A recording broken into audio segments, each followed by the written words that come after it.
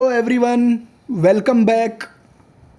Friends, today's video is going to be the second part of our ongoing initiative in which we cover environmental articles and environmental news which remain in headlines. So there was this article in news titled as Scientists Trial Chlorine as Gentler Alternative to Antibiotics to Fight Coral Disease. Scientists ने ना chlorine का use किया है और ये माना है कि ये एक अच्छा ऑल्टरनेटिव है कोरल रीफ्स की डिजीज़ को ठीक करने के लिए। अभी तक साइंटिस्ट्स ना एंटीबायोटिक्स का यूज़ करते थे, अब उन्होंने माना है कि क्लोरीन भी एक बहुत ही इफ़ेक्टिव है। एंटीबायोटिक्स जितना इफ़ेक्टिव तो नहीं है but still it is very effective in remedifying corals. तो उन्होंने माना है कि क्लोरीन जो है ये एक इको फ्रेंडली वे है, बहुत ही इको फ्रेंडली तरीका है कोरल रीफ्स की बीमारी को ठीक करने का। इस आर्टिकल में ये सब न्यूज़ थी, तो on the basis of that मैंने एमसीक्यू फ्रेम किया है। आइए एमसीक्यू पढ़ते हैं। The question is consider the following statements. Stony coral tissue loss disease is a devastating disease affecting coral reefs particularly in the Pacific ring of fire. जो ये stony coral tissue loss disease है ना, जो ये disease है ये coral reefs को बहुत ही बुरी तरीके से प्रभावित करती है पैसिफिक रिंग ऑफ फायर में particularly. Second statement is stony coral tissue loss disease first appeared in 2014 on the coast of Florida. ये जो stony coral tissue loss disease है ये पहली बार 2014 में फ्लोरिडा के जो तटीय इलाके थे वहाँ पे देखने को मिली थी।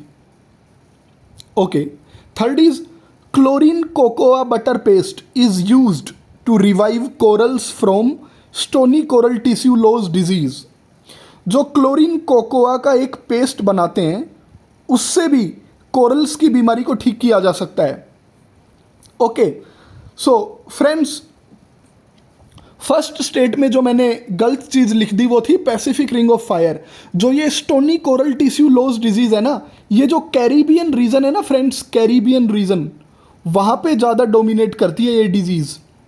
जो यूएसए की साउथ ईस्ट कोस्ट की तरफ है, जहाँ पे आपका ये वेस्ट इंडीज़ हो गया, हैती हो गया और जो बाकी आइलैंड्स है ना, बारबाडोस और ये सब रीजन, वहाँ पे जो ये डिजीज़ है ना ये बहुत ही ज़्यादा डोमिनेट करती है और कोरल्स को और जो एंटायर मैरीन लाइफ है उसको थ्रेट करती है। इस डिजीज़ में होता क्या है कि कोरल्स के टिश्यू ख़राब हो जाते हैं friends, so they fail to grow. तो इस स्टेटमेंट में ये सारा स्टेटमेंट ठीक था बट इसमें ये रीज़न गलत लिख दिया था मैंने। ये कैरिबियन रीजन में डोमिनेट करती है ये डिजीज़, आप ध्यान रखेंगे। Second statement is correct statement because ये जो डिजीज़ है ये पहली बार 2014 में फ्लोरिडा जो यूएसए की साउथ ईस्ट कोस्ट पे है वहाँ देखने को ही मिली थी ये disease. Third statement is again right, ये ही इसी के ऊपर पूरा ये आर्टिकल था, ये बेस्ड था कि कोरल्स को stony coral tissue loss disease है ना इससे ठीक किया जा सकता है क्लोरीन और कोकोआ का पेस्ट बना के। वी ऑल नो कि कोकोआ तो बहुत वाइडली यूज होता है चॉकलेट में, कॉफ़ी में, तो अगर क्लोरीन और कोकोआ को मिक्स करते हैं ना तो उससे कोरल्स की जो ये stony coral tissue loss disease है उसको ठीक किया जा सकता है। So third statement is also right. So the correct answer for this MCQ will B 2 and 3। तो आपको एक नई चीज़ मिली है फ्रेंड्स कि क्लोरीन भी एक इफ़ेक्टिव तरीका है कोरल डिजीज़ को ठीक करने का। याद रखिएगा अगर कहीं एमसीक्यू आ जाए तो। Moving ahead friends, there was this article in news जो है despite vast potential biologicals not widely used by farmers. ये जो आर्टिकल था ना ये बायोपेस्टिसाइड्स पे था और ये आर्टिकल बोलता था कि बायोपेस्टिसाइड्स ना एक इको फ्रेंडली तरीका है क्रॉप्स की ग्रोथ को बूस्ट करने का, बट स्टिल फार्मर्स उनको यूज़ नहीं करते। और फार्मर्स क्या है, जो आर्टिफिशियल केमिकल्स हैं उनको अप्लाई करते हैं अपनी क्रॉप पे। तो ये एक फ्रेंड्स आर्टिकल था, तो इसमें से मैंने कुछ फैक्ट्स निकाले, आइए एमसीक्यू देखते हैं।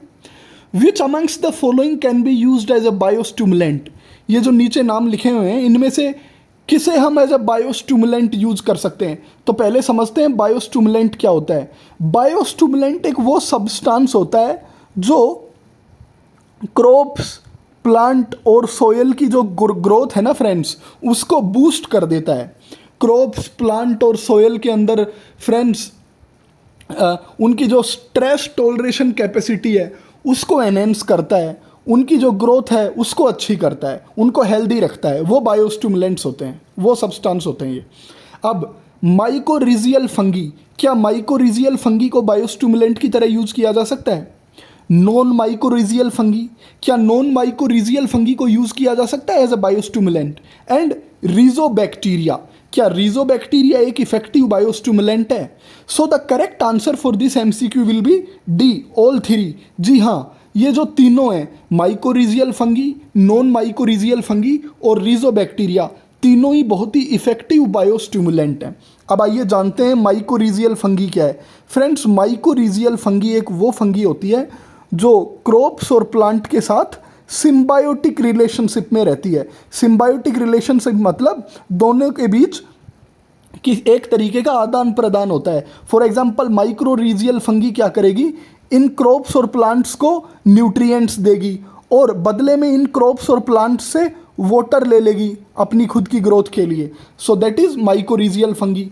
नॉन माइकोरीजियल फंगी क्या होती है फ्रेंड्स, ये ना क्रॉप्स और प्लांट्स के साथ बस सिम्बायोटिक रिलेशनशिप में नहीं रहती, इंडिपेंडेंट रहती है, बट स्टिल ये क्या बोलते हैं, प्लांट्स, क्रॉप्स और सोयल के लिए काफ़ी बेनिफिशियल प्रूव होती है, उनकी रूट्स को काफ़ी अच्छे से मतलब हेल्दी रखती है। Now third is rhizobacteria. Rhizobacteria friends, rhizobacteria आप याद रखेंगे, ये वो बैक्टीरिया हैं जो सोयल जो होती है ना उसके अंदर रहते हैं और ये भी बायोस्टिमुलेंट का काम करते हैं। रिजोबैक्टीरिया, इनको नाम जो रिजोबैक्टीरिया दिया है ना वो रिजोस्फियर से आया है। रिजोस्फियर, रिजोस्फियर का मतलब होता है zone of soil, soil zone, zone of soil, वो बैक्टीरिया जो सोयल के जोन में रहते हैं। तो आप याद रखेगा कि जो रिजोबैक्टीरिया हैं ये भी काफ़ी बेनिफिशियल होते हैं क्रॉप्स के लिए, तो ये भी बायोस्टिमुलेंट का काम करते हैं। हमने इनकी एक्सप्लेनेशन भी देख ली, आप इसको रट लीजिएगा फ्रेंड्स अगर कोई एमसीक्यू आ जाए तो ऐसा। मूविंग अहेड, अब एक और एमसीक्यू मैंने इसी आर्टिकल से बनाया। Which pair is are correctly matched, इनमें से जो ये पेयर है कौन सा करेक्टली मैच्ड है? वोल्टेलाइजेशन, वोल्टेलाइजेशन का मतलब है loss of ammonia gas from fertilisers into the atmosphere. जब अमोनिया गैस फर्टिलाइजर्स में से निकल के एटमॉस्फेयर में चली जाए तो क्या वो वोल्टेलाइजेशन का एग्जाम्पल है? Yes, that is fine. For example कोई फर्टिलाइजर है जैसे नाइट्रोजन फ्रेंड्स, अब जैसे नाइट्रोजन को जब क्रॉप पे अप्लाई करते हैं और अगर नाइट्रोजन में से अमोनिया गैस एस्केप कर दे एटमॉस्फेयर के अंदर तो वो वोल्टेलाइजेशन का एग्जाम्पल है। अब next is leaching, ground water contamination. अब यहाँ इफेक्ट है, जो लीचिंग होती है फ्रेंड्स, क्या उससे ग्राउंड वाटर कॉन्टेमिनेट होता है? बिल्कुल हाँ, ये भी ठीक है। लीचिंग का मतलब आप समझते हैं ना, जब क्या बोलते हैं, मान लीजिए एक्सेसिव रेनफॉल हो गया और जो न्यूट्रिएंट्स हैं या जो फर्टिलाइजर्स हैं वो प्लांट्स की जो रूट है ना उससे भी नीचे चले जाएं और बिल्कुल वाटर टेबल तक चले जाएं, तो वो क्या करते हैं, जो ड्रिंकिंग वाटर होता है ना, पोर्टेबल वाटर, उसको भी नुकसान करते हैं। तो जो क्या ये लीचिंग प्रोसेस है ये ग्राउंड वाटर को कॉन्टेमिनेट करती है? So that is fine, correct, बिल्कुल करती है लीचिंग प्रोसेस। अगर एक्सेसिव लीचिंग हो जाए तो ग्राउंड वाटर कॉन्टेमिनेशन हो जाता है। Third is denitrification. Denitrification takes place in aerobic condition. बताइए, रॉन्ग। डीनाइट्रिफिकेशन जो होता है ना दैट अकर्स इन एब्सेंस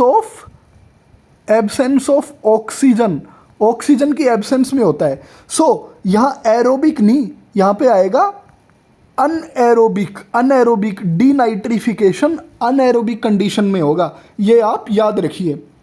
देखिए, आर्टिकल्स को पढ़ने का ये भी फ़ायदा है कि हमारे बेसिक्स भी साथ के साथ कवर होते रहते हैं और क्लियर हो जाते हैं। सो फर्स्ट एंड सेकंड ठीक है, थर्ड में एरोबिक नहीं आएगा, अनएरोबिक आएगा। Anaerobic means absence of oxygen. So denitrification oxygen की एब्सेंस में होता है। So correct answer for this MCQ will B 1 and 2 only. ठीक है फ्रेंड्स, अब एक्सप्लेनेशन देखते हैं थोड़ी सी। जो लीचिंग होती है ना, leaching, that is downward movement of soluble nutrients specially nitrate beyond the root zone with percolating water. जैसे मैंने आपको बता भी दिया है कि लीचिंग में जो सोल्यूबल न्यूट्रिएंट्स होते हैं, पर्टिकुलरली नाइट्रेट, वो रूट जोन जो होता है ना, जड़ें होती हैं, उनसे भी नीचे चले जाते हैं नाइट्रेट्स और ग्राउंड वाटर को खराब कर देते हैं। तो लीचिंग में हमने ये एक्सप्लेनेशन देख ली लीचिंग की।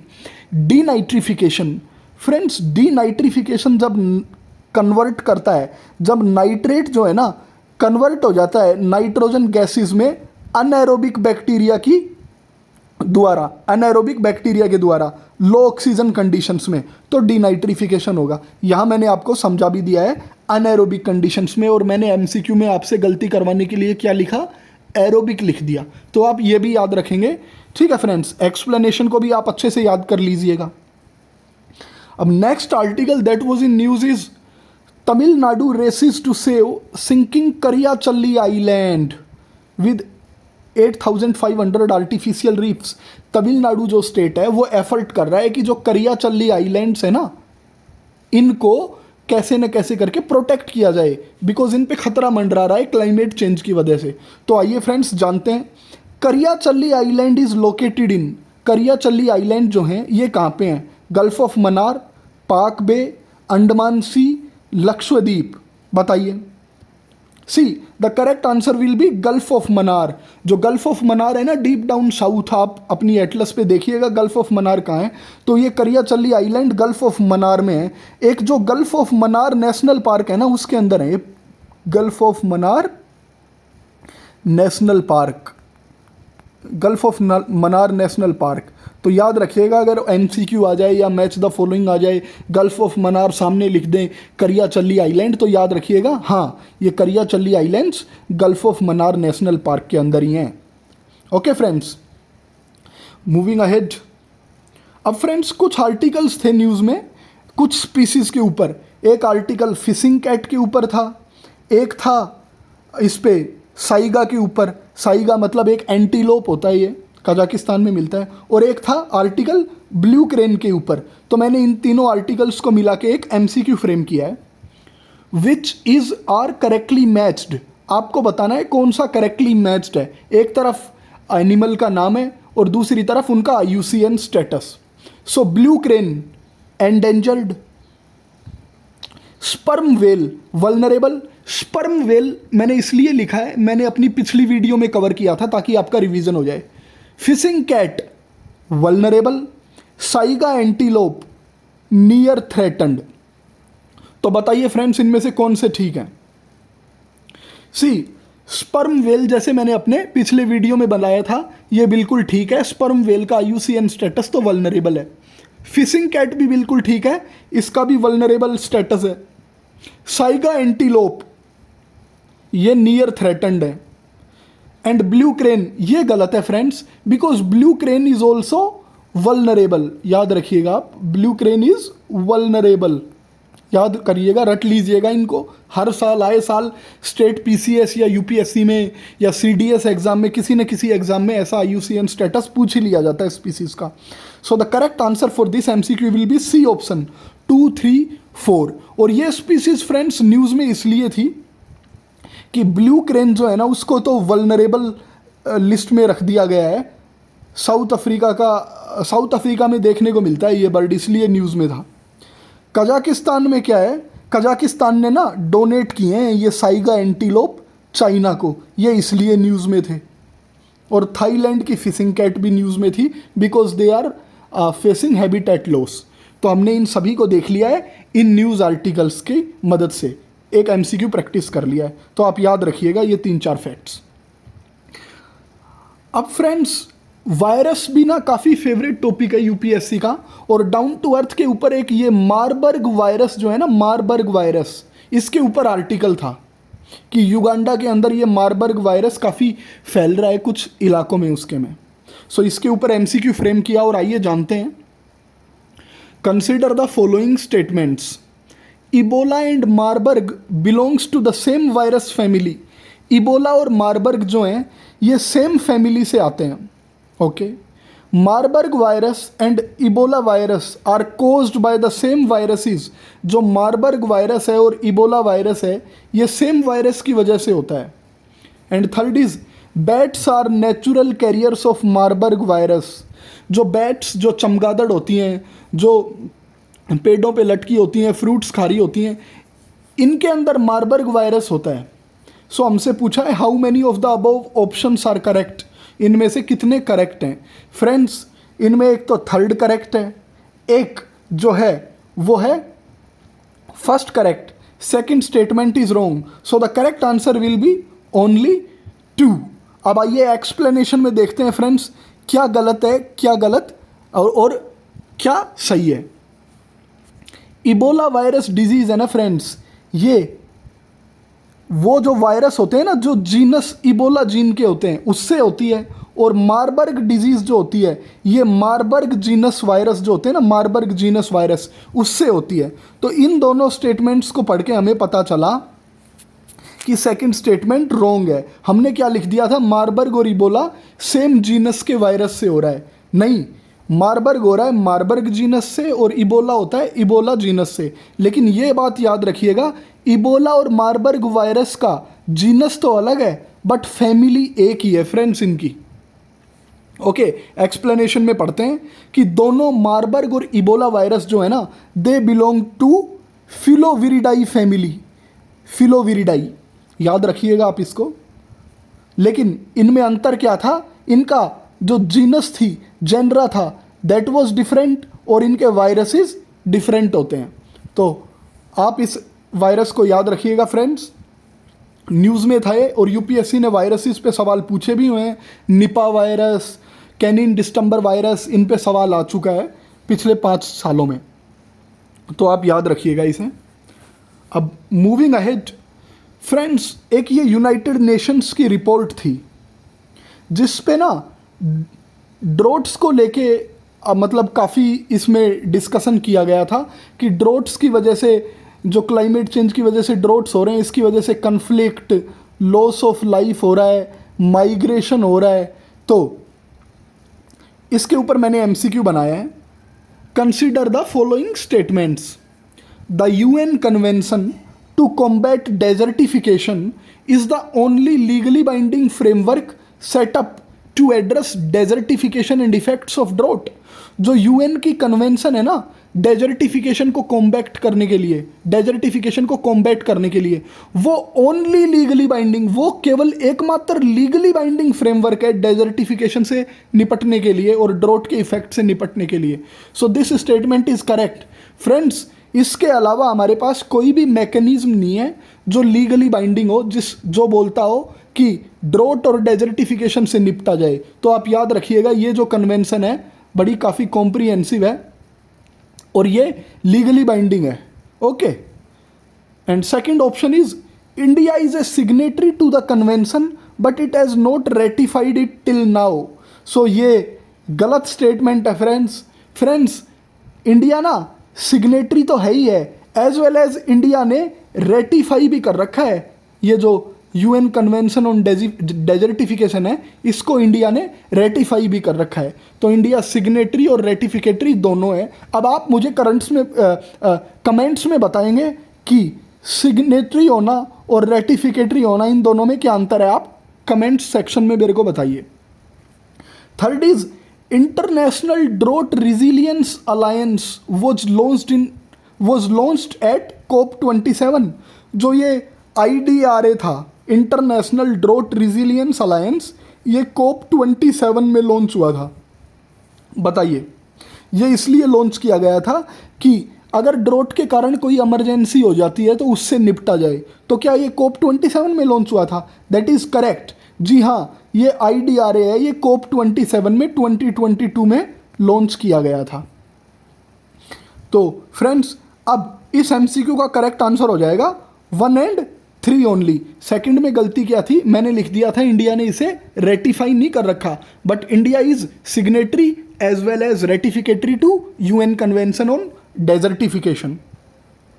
Okay, so next MCQ। अब फ्रेंड्स इसी आर्टिकल के अंदर ना जो ड्रोट और जो काफ़ी ग्लोबल हीटिंग के ऊपर था, इसी के अंदर एक ये लेक थी जिसको मेंशन किया हुआ था, तो इसको भी कवर करते हैं।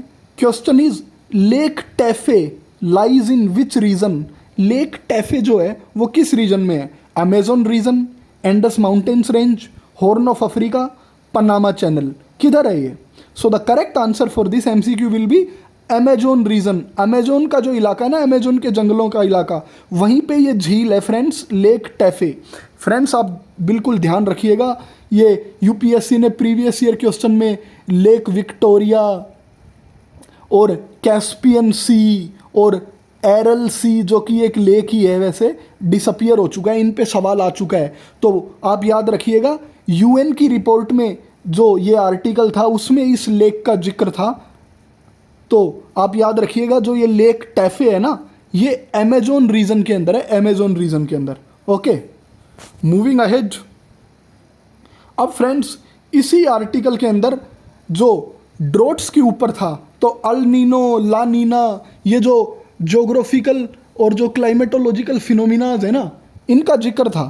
तो मैंने इनके ऊपर भी एमसीक्यू बनाया है, आइए देखते हैं। The MCQ is consider the following statements.